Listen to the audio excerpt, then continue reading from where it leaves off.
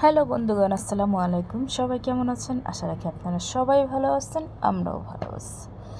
আমার এলাকার সবাই ভালো আছে। যাই হোক, সকাল সকাল আমি ঘুম থেকে উঠে প্রতিদিন কী করি তাই আপনাদের সাথে শেয়ার করতেছি। প্রতিদিন ঘুম থেকে উঠে নিজে আগে আগে আমার মানে আগে নিজে ফ্রেশ করি, তারপরে বাচ্চাকে স্কুলে দিয়ে আসব। প্রত্যেক দিন ঠিক আমি ঘুম থেকে সকাল উঠে প্রথম ডিউটি থেকে আমার বাচ্চাকে স্কুলে দিয়ে আসা। বড় মেয়েকে নিয়ে স্কুলে যাই, মেয়েকে স্কুলে দিয়ে আসি। স্কুলে দিয়েতে যা মনে করেন দেওয়া শেষ হইলে তারপরে তখন কি করি, ওইখানেই আবার একটা সবজিওয়ালা বসে প্রত্যেক দিন, মানে আমার মেয়ে স্কুলের সাথেই, তো ওনার দোকান থেকে প্রতিদিন সবজি কিনে নিয়ে আসি। যখন লাগে ওইটা কিনে নিয়ে আসে, ওইটাই আপনাদের সাথে শেয়ার করতেছে। আজকে সকাল সকালই আপনাদের সাথে ভিডিও শেয়ার করতেছি। এখন বাসায় চলে যেতেছি। বাসায় যাওয়ার পর দেখা যাবে কি কিছুক্ষণ 1 ঘন্টার মতো প্রায় আমি আবার ঘুমাই।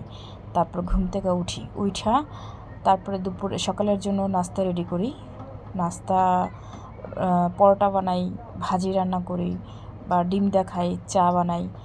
তারপর দেখে নেই যে আজকে কি সুন্দর লাল শাক আনছে, আজকে শুধু লাল শাক দিয়ে ভাত খাবো, মানে এরকম একটা প্রোগ্রাম। কিন্তু কি জানেন, শাকটা না একদমই পছন্দ হয় না। শাকটা সুন্দর ফ্রেশ যা কিনছি, কিন্তু শাক যখন রান্না করছি তখন একদম সবুজ হয়ে গেছে। কিনলাম লাল কিন্তু সবুজ, শাকটা এত বেশি ভালো লাগে নাই। লাল শাকটা যেমন ভাতটা মাখাইলে একদম ভাতটা লাল হয়ে যায়, কালারটা কত সুন্দর হয়ে যায়, দেখতেও যেমন ভালো লাগে, খাইতেও কিন্তু ভালো লাগে। এখন শীত চলে আসছে, শীতের যে সবজিগুলো থাকে প্রত্যেকটা সবজি মজা, আর আমার কাছে ভীষণ ভালো লাগে।